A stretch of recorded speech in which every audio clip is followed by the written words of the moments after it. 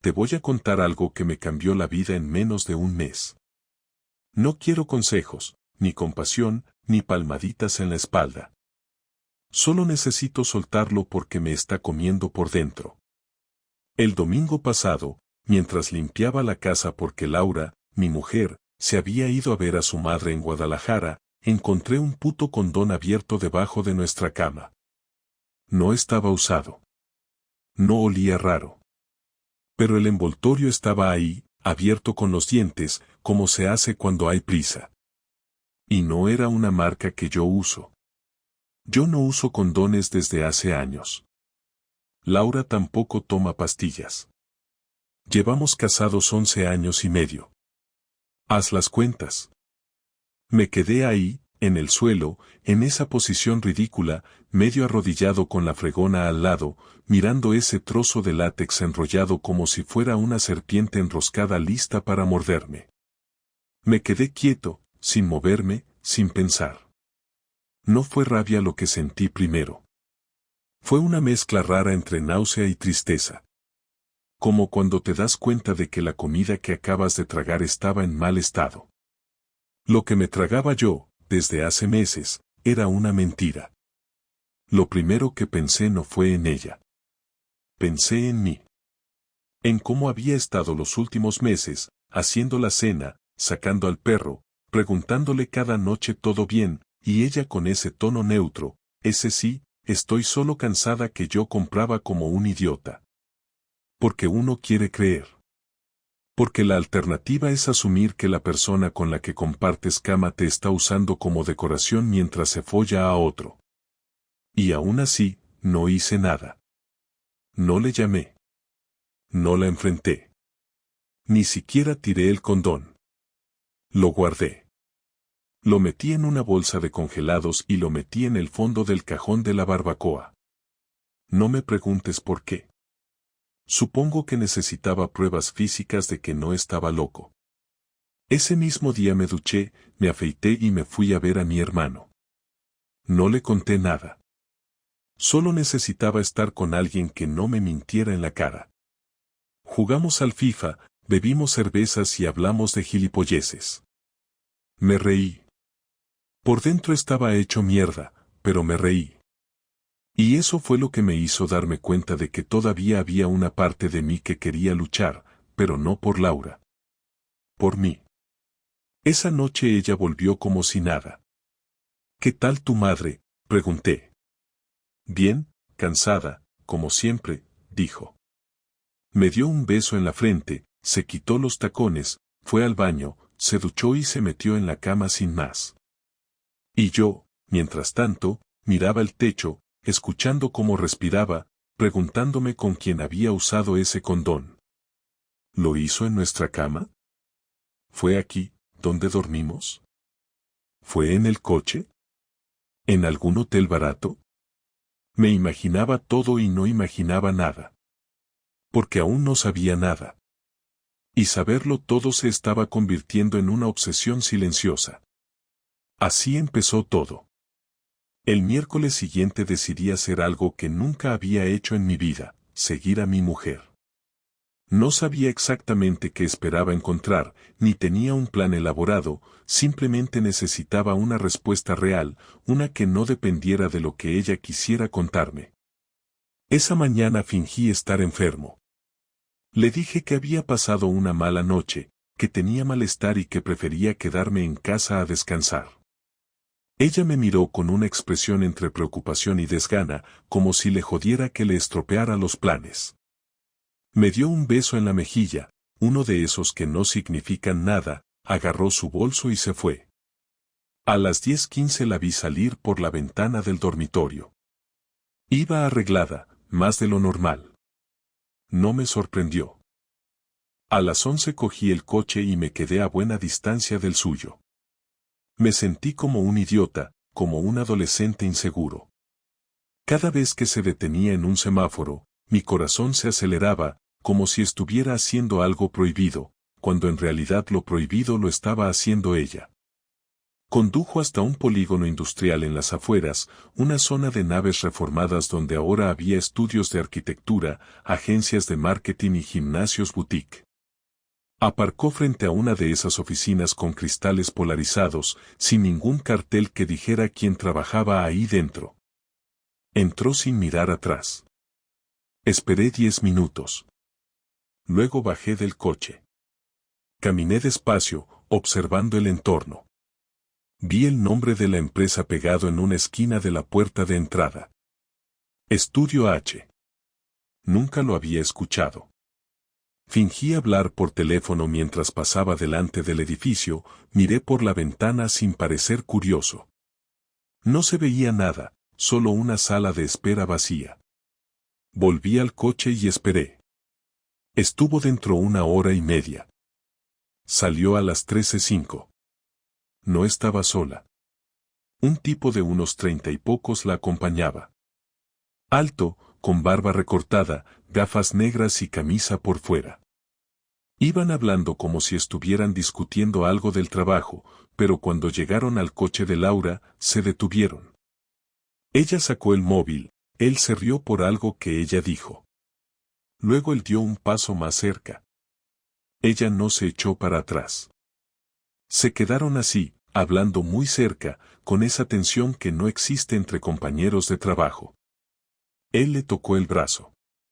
Ella sonrió, no se apartó. Lo miró como no me miraba a mí desde hacía meses. No se besaron, no hubo gestos escandalosos. Pero yo lo vi todo. No hacía falta más. Me fui antes de que me viera. Esa noche, cuando volvió a casa, me preguntó cómo me sentía. Le dije que algo mejor. Me preparó una sopa, se duchó, y se sentó en el sofá a ver una serie como si no hubiera pasado nada. Yo no dije una palabra. Me senté a su lado, cogí el cuenco y fingí interés. Mientras tragaba esa mierda caliente que me sabía a traición, me di cuenta de que ya no me dolía. Ahora solo quería saber cuánto tiempo llevaba mintiéndome. ¿Y por qué? La respuesta llegó sola al día siguiente. Ella se fue a trabajar a las 8. Yo tenía una copia de las llaves del trastero del edificio donde está ese estudio. Es un espacio común para todas las empresas del bloque, lo supe porque lo busqué por internet. A las 11 estaba allí, con una carpeta en la mano como si fuera a entregar documentación, caminando por el pasillo como si fuera parte del lugar. Vi al mismo tipo de la barba salir a fumar. Estaba solo. Me acerqué. Perdona, le dije, ¿trabajas en Estudio H? Él asintió. ¿Conoces a Laura? Me miró un segundo de más antes de responder. ¿Qué Laura? Mi mujer. Laura Díaz. Entonces lo entendió. Lo vi en su cara. No lo negó. No fingió. Solo se encogió de hombros como si estuviera diciendo ya está, tocó. Mira, no sé qué quieres que te diga. No estoy haciendo nada que ella no quiera. No respondí. No tenía sentido empezar una pelea. No tenía sentido hacerme el macho frente a alguien que ya había ganado. Me di media vuelta y me fui. Ese día no fui a casa. Me quedé en el coche durante horas, sin música, sin radio, sin mirar el móvil. No quería hablar con nadie. No quería escuchar ninguna voz. Solo repasaba cada momento de los últimos meses como si pudiera ver todas las mentiras ahora, puestas en orden cronológico. Como si eso me ayudara a entenderlo. No lo hacía. A las 7 volví a casa.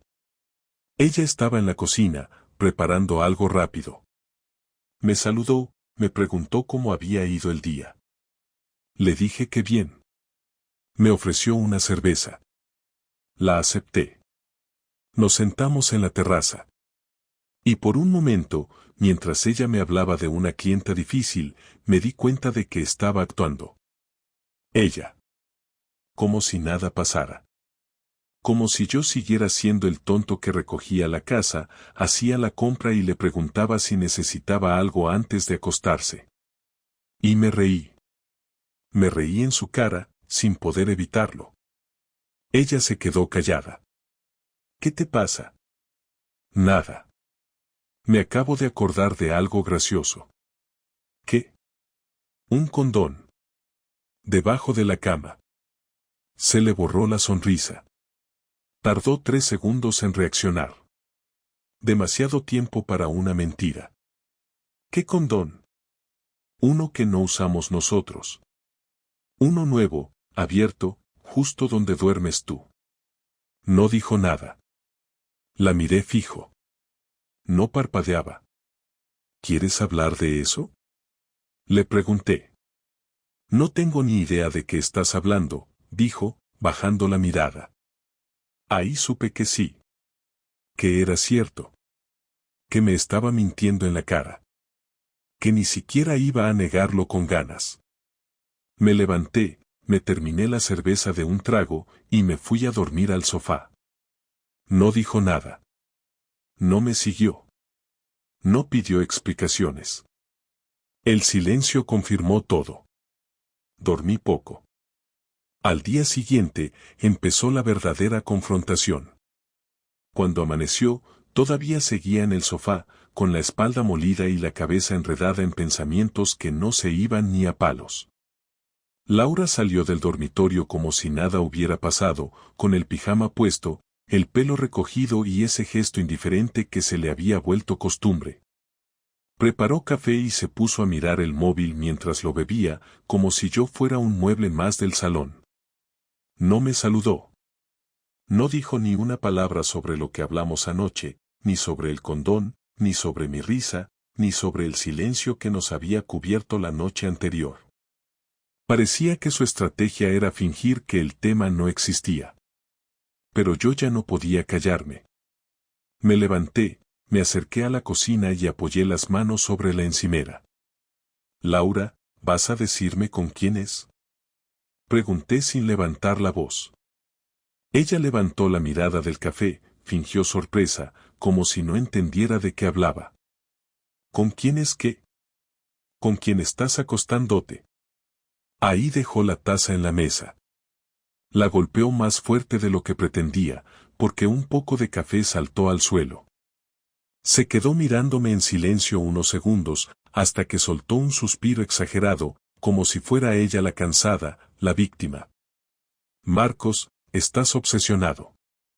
De verdad, creo que necesitas hablar con alguien.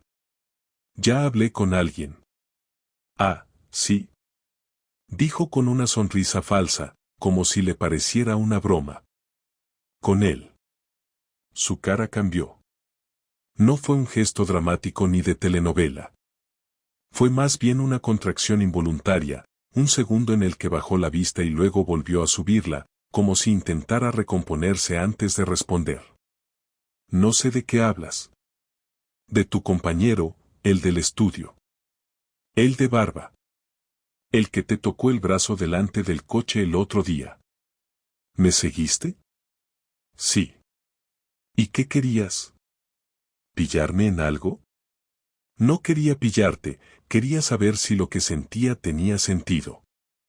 Y ya lo sé. Se apoyó contra el fregadero y cruzó los brazos. Parecía más enfadada que asustada. Mira, no sé qué piensas, pero entre ese chico y yo no ha pasado nada. Trabajamos juntos, nos llevamos bien, y punto. Claro, y el condón debajo de la cama apareció ahí solo, ¿no? ¿Otra vez con eso? Ya te dije que no sé de dónde salió. ¿Y si lo metí yo? ¿Qué? Sí, eso dijiste anoche, que no sabías de qué hablaba. ¿Qué pasaría si te dijera que fui yo el que lo puso? ¿Qué era una prueba para ver si me mentías? Eso sería enfermizo. Exacto. Como lo que tú haces. Hubo un silencio incómodo. No por culpa mía. Yo estaba listo para seguir, para escuchar lo que fuera. Pero ella no. Se quedó mirándome, moviendo los labios sin hablar, buscando una salida que no encontraba.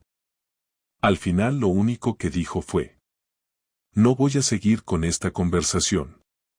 Cogió su bolso, el abrigo, las llaves, y se fue.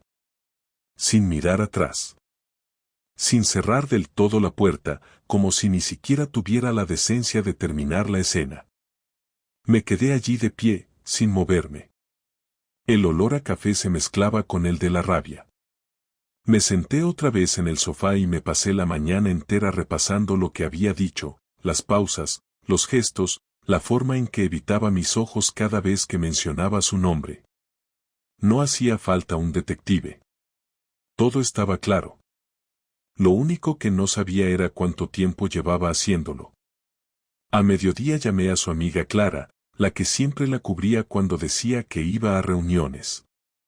No era la primera vez que me tocaba tragarme sus mentiras, pero esa vez no tenía ganas de seguir fingiendo. Hola, Clara, le dije cuando contestó.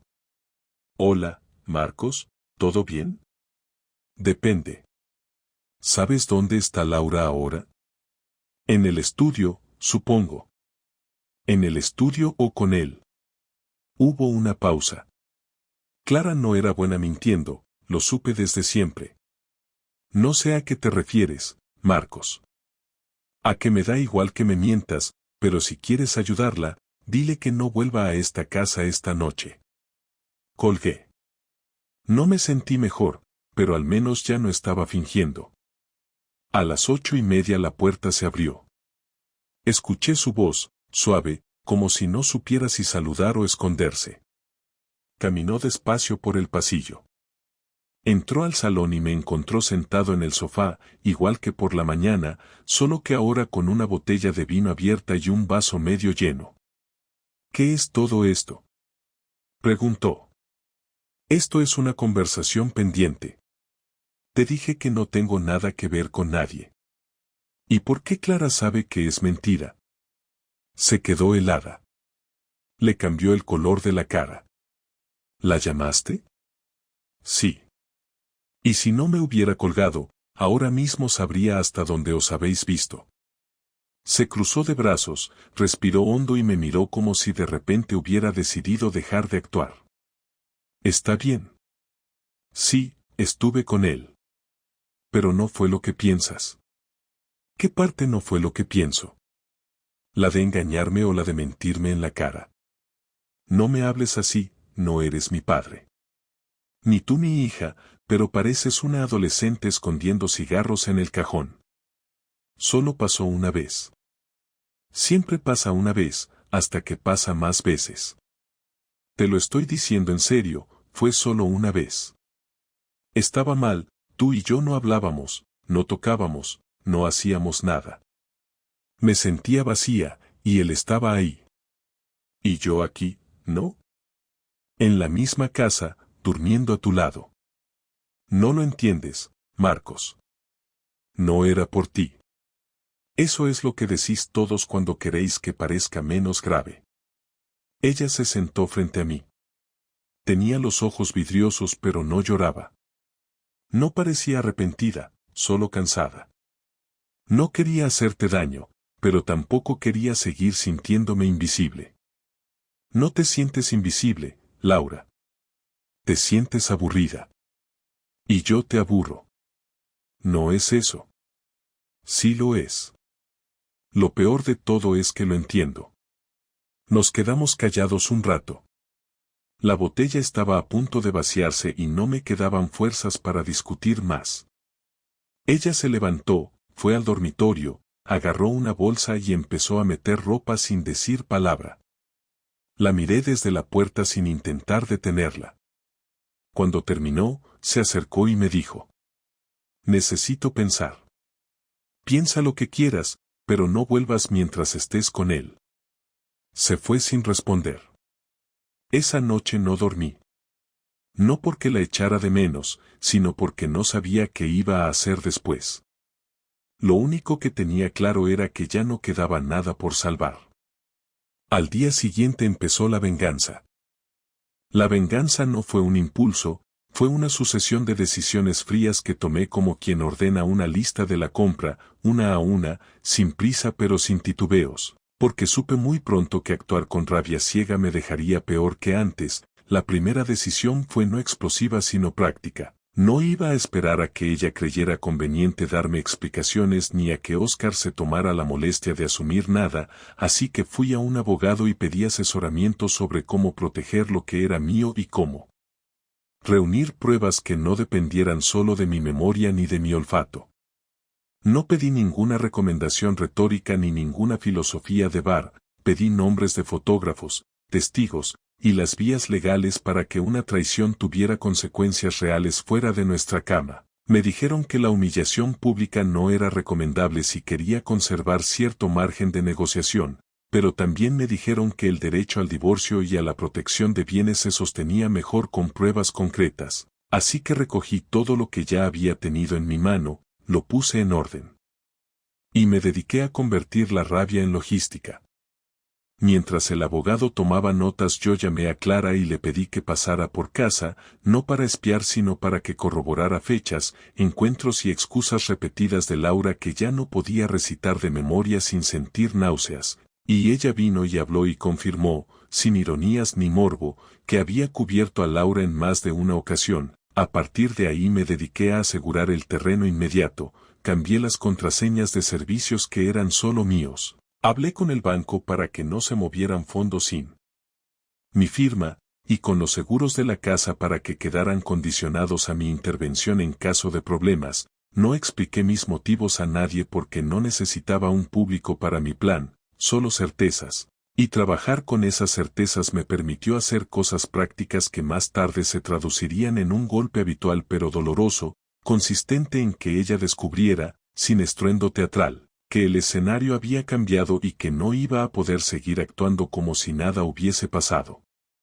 Lo siguiente fue planificar la exposición pública de la verdad sin caer en la humillación gratuita que luego quien comete el acto siente más que el acusado, y lo medité en frío. Imprimí copia de los mensajes, fotos luego confirmadas por testigos, apuntes de los días en que había mentido sobre reuniones y llamadas, fechas y horas en una carpeta muy ordenada. Con la ayuda del abogado envié una carta a Recursos Humanos del estudio donde trabajaba Oscar indicando que existían pruebas de relaciones impropias entre una empleada con acceso a clientes y otro trabajador, y que por la seguridad del propio estudio y por transparencia era necesario abrir una investigación. A la vez mandé otra copia dirigida a la directora del estudio de Laura, sin insultos, con un resumen neutro y la documentación básica que probaba encuentros durante horas de trabajo, porque sabía que la consecuencia más inmediata sería que su ambiente profesional dejara de ser cómodo y que allí los rumores no quedaran en un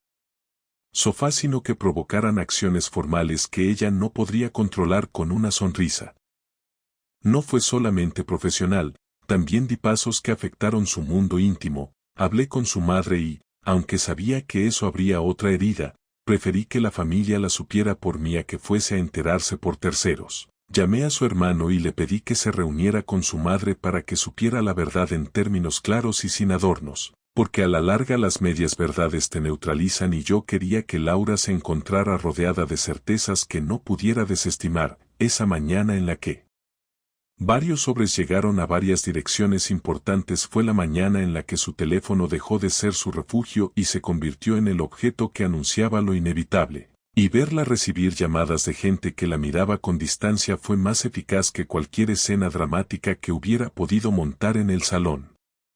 También tomé medidas sobre la casa, porque me pertenecía tanto como a ella y porque ahora el espacio común no podía seguir siendo neutro. Cambié la cerradura de la puerta principal con llave nueva y dejé copia en manos de un amigo de confianza. Retiré objetos personales que sabía que no le importaban más que para aparentar y guardé fotografías de momentos que ya no quería ver por la casa. No fue un acto de violencia sino de orden, porque lo que necesitaba era recuperar la sensación de control y no podía permitir que la casa siguiera siendo el único lugar donde ella se sintiera con derecho a entrar y salir como si nada.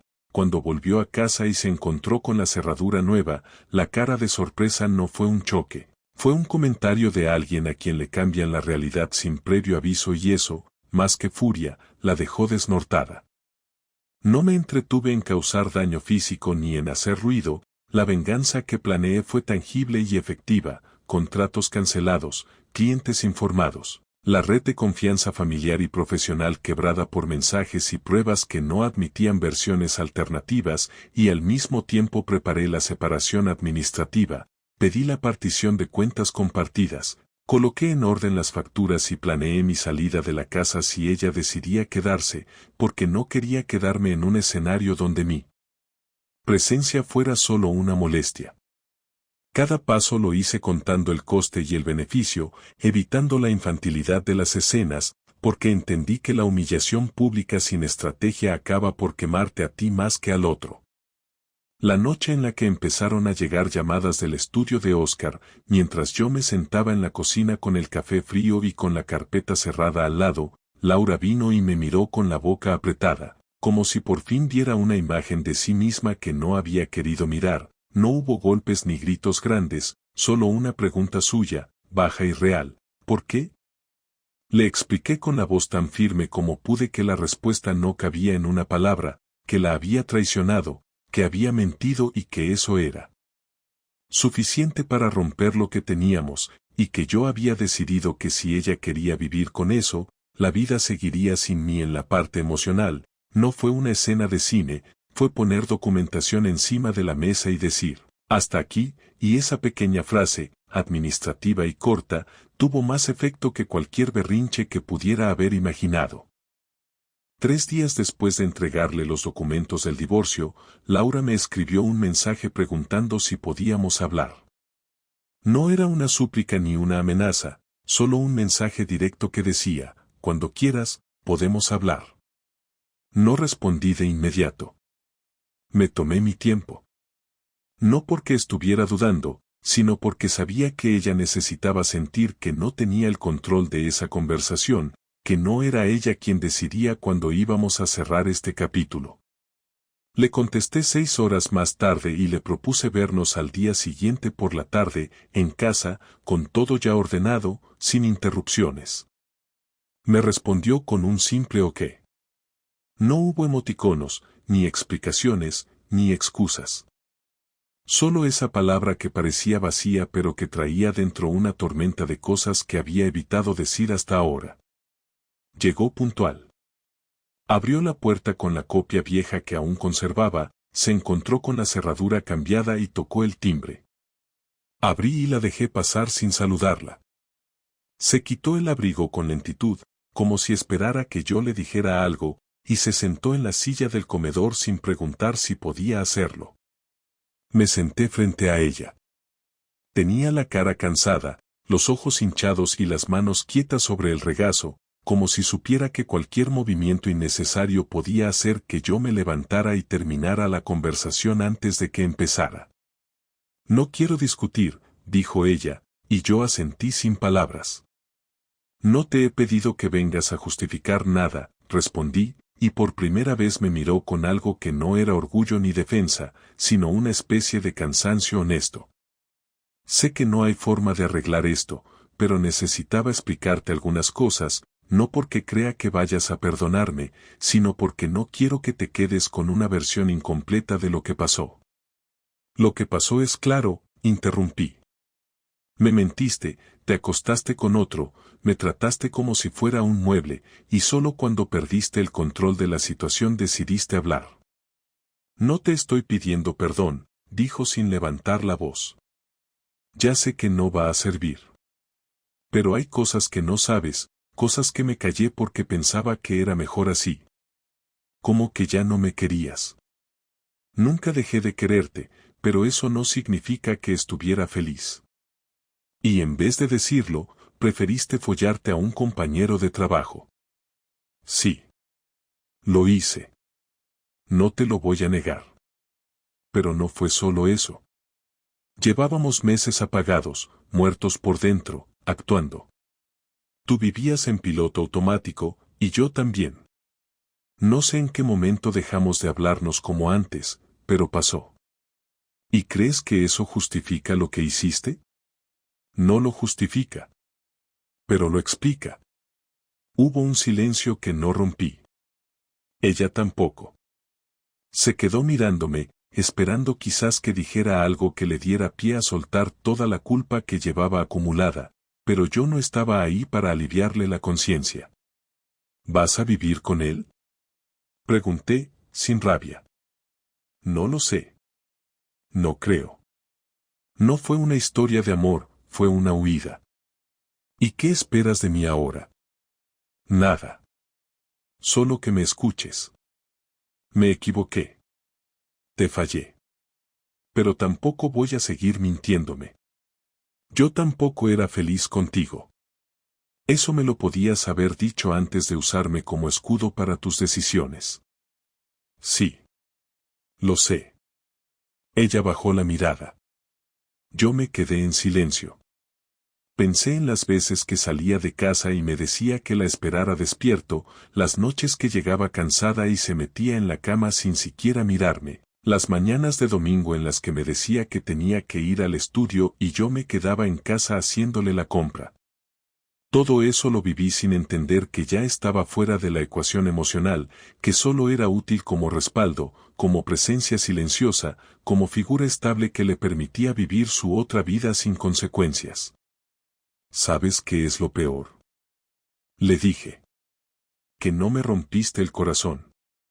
Me quitaste la dignidad. Me convertiste en espectador de mi propia vida. Y eso no lo voy a perdonar. No te pido perdón por eso. Sé lo que hice. Y no tengo cómo defenderlo. Entonces no lo intentes. Ella se levantó. Se quedó de pie un segundo, como si esperara que yo le dijera algo más. Como si aún pensara que podía haber algún cierre más amable. No lo hubo. Me voy a ir de la casa, dijo. No quiero pelear por ella. Me quedaré en lo de mi hermana un tiempo. Haz lo que quieras, respondí. ¿Puedo llevarme algunas cosas hoy? Están en la habitación de invitados. Lo empaqué todo ayer. Ella asintió. No lloró. No me abrazó. No pidió nada. Se dirigió al cuarto sin mirar atrás. Recogió 2 maletas que había preparado con todas sus cosas personales, las cargó al coche, volvió a entrar y me dejó las llaves en la mesa. Me miró una última vez. Cuídate. Eso haré. Cerró la puerta. No sentí alivio, ni paz, ni justicia. Sentí que había terminado. Y eso era suficiente. Los días siguientes fueron una mezcla rara entre la rutina y el vacío. Me levantaba a la misma hora, preparaba el café, sacaba al perro, revisaba los correos del trabajo, todo igual que antes, solo que sin el ruido de fondo que era ella moviéndose por la casa. Al principio se sintió raro, pero no lo sufrí. No hubo lágrimas ni escenas en la ducha. Fue más parecido a tener una jaqueca que por fin se va. Un silencio que no duele. Un espacio que no molesta. Me di cuenta de que llevaba meses sobreviviendo en mi propia casa y ahora simplemente volvía a ocuparla. Mi madre fue la primera en preguntarme qué había pasado. Le dije la verdad sin adornos, sin suavizar nada. Me escuchó sin interrumpir, y cuando terminé, su respuesta fue tan clara como cortante. Has hecho bien. A las personas se las quiere, pero también se les exige respeto. Y eso no lo tuvo contigo. No necesité nada más. Ni discursos largos ni frases de consuelo. Lo mismo pasó con mi hermano. Me ofreció el sofá de su casa si quería pasar unos días con él y su familia, pero le dije que prefería quedarme solo. Necesitaba ordenar la cabeza, no buscar distracciones. Quería entender qué parte de todo esto había permitido yo. No para echarme la culpa, sino para no repetirlo. Una semana después recibí un correo del abogado de Laura. Formal, limpio, sin sorpresas. Confirmaba su intención de no reclamar la vivienda ni bienes materiales y accedía a firmar el divorcio sin objeciones. También adjuntaba un documento donde renunciaba a cualquier tipo de pensión o compensación. Lo leí 3 veces. No porque no lo entendiera, sino porque me costaba creer que realmente no iba a intentar pelear nada. Pero no lo hizo. Supongo que sabía que no tenía margen. Yo tenía las pruebas, tenía los hechos, y sobre todo, tenía la dignidad que ella había perdido. Firmé los papeles en la notaría sin sentir nada especial. No fue un momento emocional ni un punto de inflexión. Fue un trámite. Uno más. El funcionario me explicó cada cláusula y yo asentía como si me leyera las condiciones de una suscripción. Al terminar, salí, respiré hondo, y me fui a comer solo, como lo había hecho toda esa semana. No lo celebré. Tampoco lo lamenté. Una tarde, mientras doblaba ropa, encontré una camiseta suya que había pasado por alto. Me detuve un momento, la observé, la olí. No había perfume, ni rastros de ella. Solo tela. Algo que ya no me decía nada. La metí en una bolsa con otras cosas que no necesitaba y la llevé a un contenedor de ropa usada. Fue el último gesto relacionado con ella.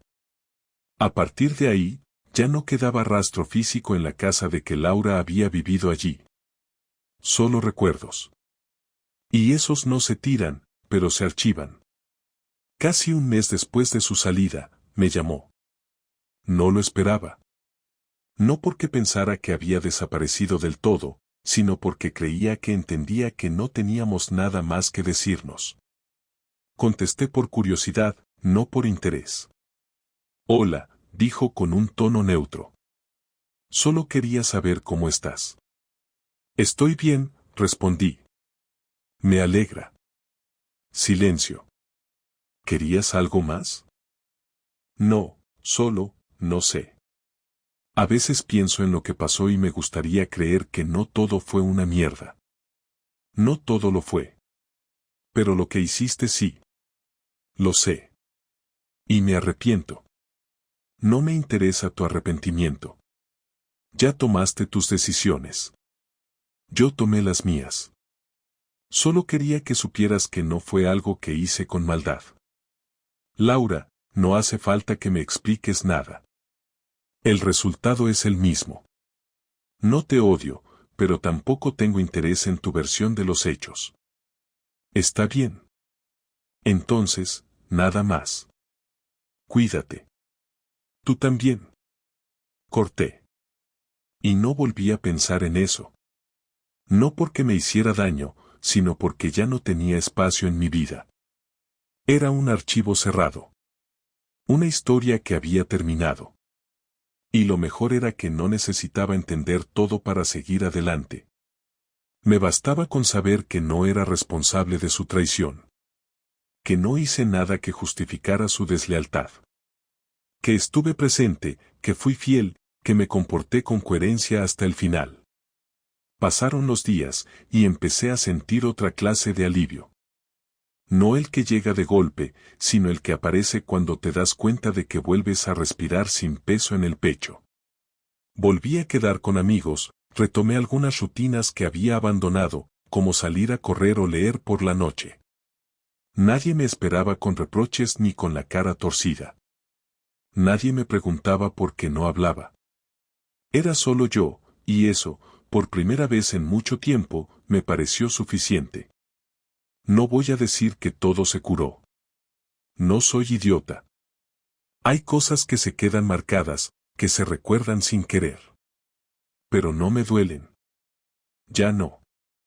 Son parte de algo que viví y superé.